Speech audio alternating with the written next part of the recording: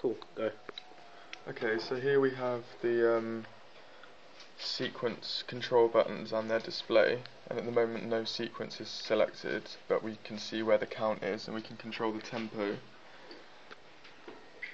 and we can also control how far it counts to, so you can minimize it just to here.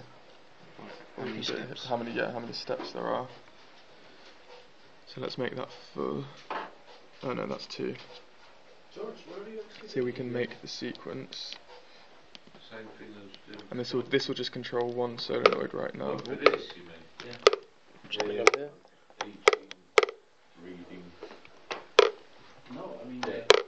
Okay, and then over here we can select which solenoid we're controlling. So if we go back here, we can control the next solenoid. This LED isn't quite in place. I'll show you when it's working anyway.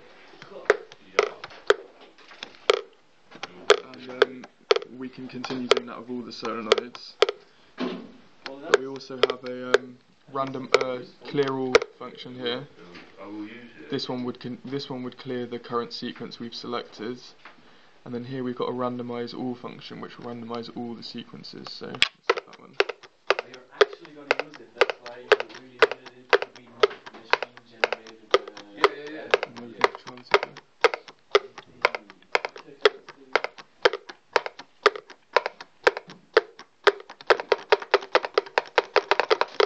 16 step. Yeah. I've lost grip with my hand, but there we go.